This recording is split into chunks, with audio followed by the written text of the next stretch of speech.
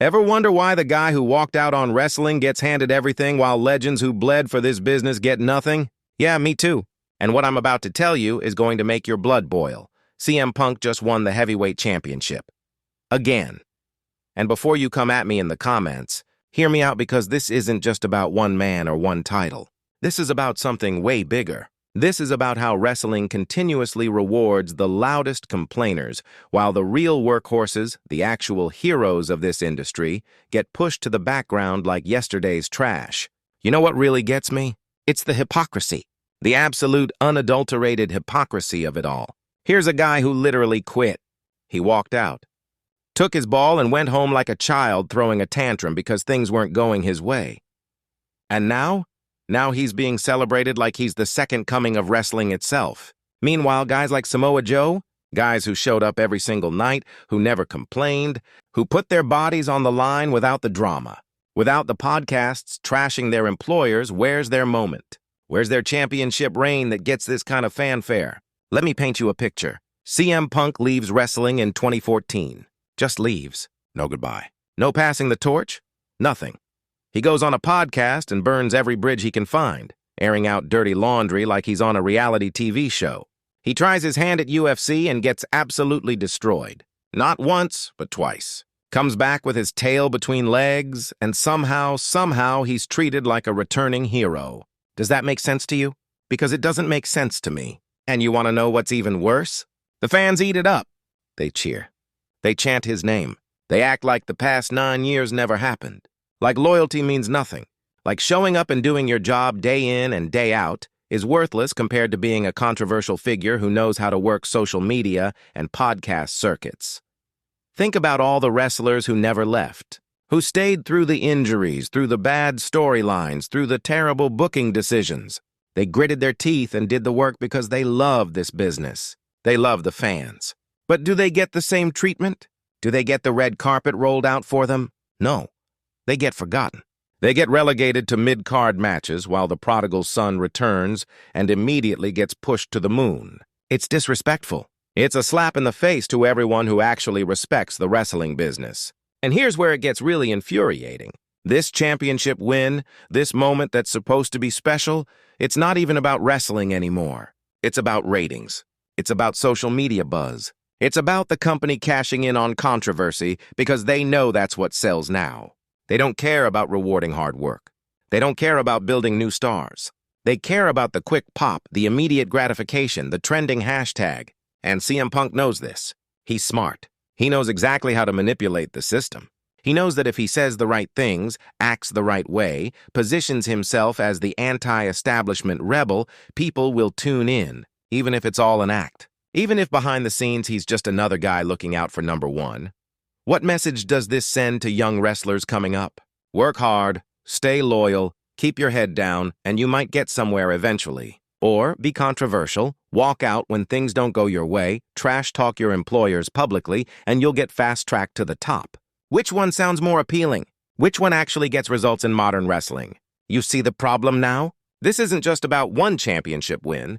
This is about the culture of wrestling, about what we value, about what we reward.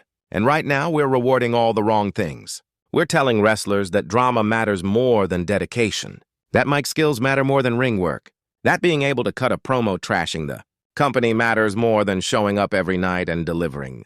For the fans, without complaint, let's talk about the locker room for a second because nobody else seems to want to address this elephant in the room. You think the boys in the back are happy about this? You think they're genuinely thrilled that someone who abandoned ship gets to come back and take the spot that could have gone to someone who was actually there grinding it out?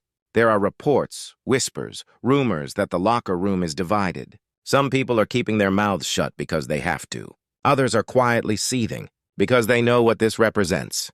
They know that their years of loyalty, their sacrifices, their commitment to the business means less than someone's ability to generate headlines and sell merchandise based on past glory and manufactured controversy. And let's be brutally honest about something else. CM Punk's in-ring ability at this point in his career.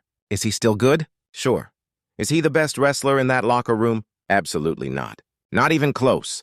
There are guys half his age who can run circles around him in terms of athleticism, technique, and pure wrestling ability. But they don't have his name recognition. They don't have his history. They don't have the built-in fan base that will tune in regardless of quality just because of nostalgia. So they get passed over. They get told to wait their turn.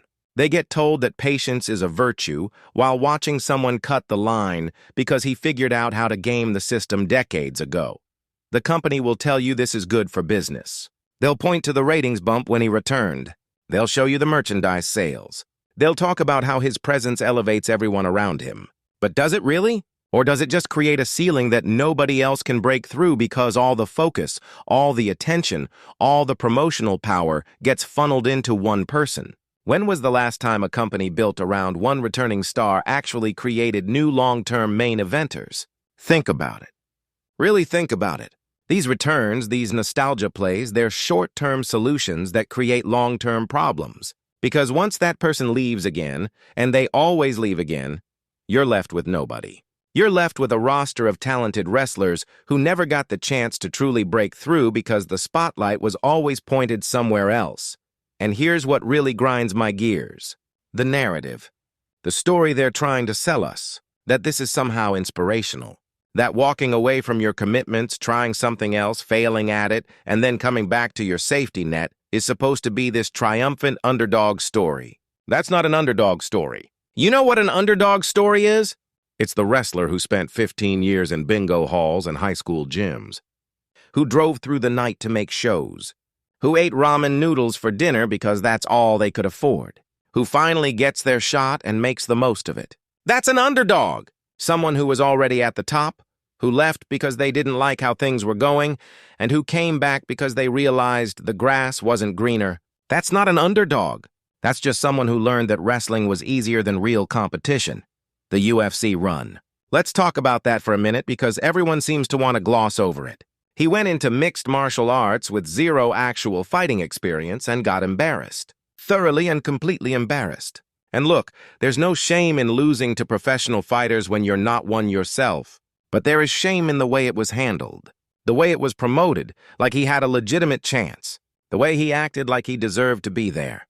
And then when reality set in, when the actual trained fighters showed him what real combat sports look like, he came running back to wrestling where the outcomes are predetermined and he wouldn't have to face actual consequences for not being good enough. Does that sound harsh? Maybe, but it's the truth. And sometimes the truth hurts. What kills me is watching younger talent, hungrier talent, more dedicated talent having to step aside for this. There are wrestlers right now who are in their prime, who have been delivering incredible matches week after week, month after month, year after year, who will never get the opportunity that just fell into CM Punk's lap. Not because they're not good enough, not because they haven't earned it, but because they don't have the leverage. They don't have the ability to walk away and hold the company hostage with their absence. They need wrestling. CM Punk has made it clear that wrestling needs him more than he needs wrestling, and that dynamic, that power imbalance, it's poisonous to the entire industry. Think about the message this sends to every independent wrestler breaking their back right now, trying to make it to the big leagues. It tells them that the system is rigged. That hard work alone won't get you there. That you need to be controversial. You need to be divisive. You need to know how to play the political game and manipulate public opinion. Is that really what we want wrestling to become? A popularity contest where the loudest voice wins regardless of actual merit? Because that's exactly where we're headed if we keep celebrating these kinds of decisions. And the worst part, the absolute worst part about all of this, the wrestlers who deserve this moment will never speak up. They can't. They need their jobs. They have families to feed, mortgages to pay, medical bills from injuries sustained while being loyal to a business that isn't loyal back. So they'll smile, they'll congratulate him on social media, they'll play the game.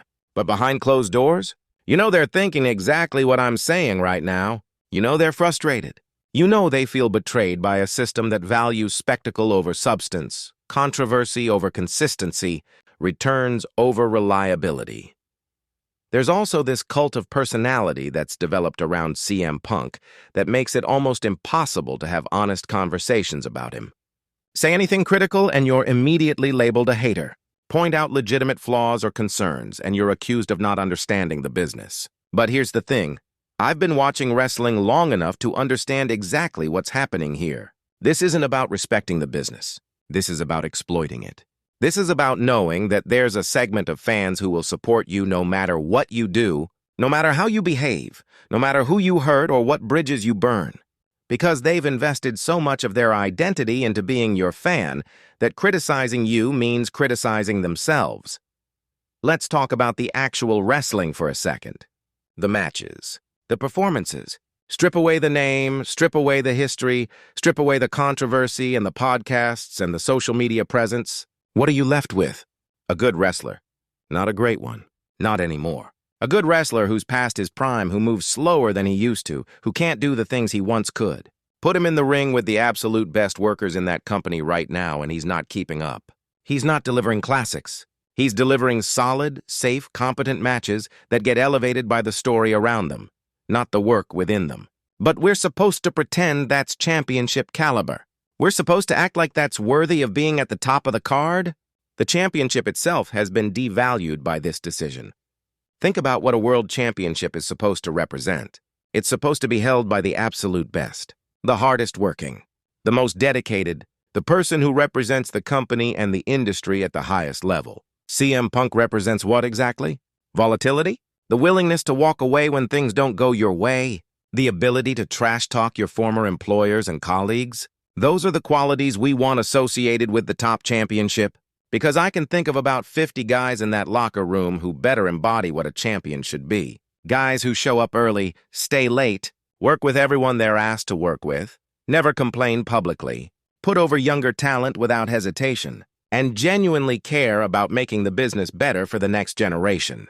But they don't get the title. They don't get the moment. Because they don't generate controversy. And you know what the saddest part is? 5 years from now, 10 years from now, when people look back at this period in wrestling, they're not going to remember the incredible matches that could have happened. They're not going to remember the stars that could have been made.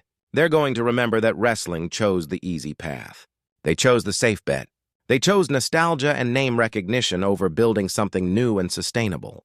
They chose to milk the past instead of investing in the future. And when that future arrives and there's nobody left to carry the business forward, when all the nostalgia acts have finally retired for good, we're going to look around and wonder why there are no stars. Well, this is why, this moment right here, this decision to give the championship to someone who already had his moment, who already had his time, who already proved that wrestling is just a fallback plan for him, this is why the future looks bleak.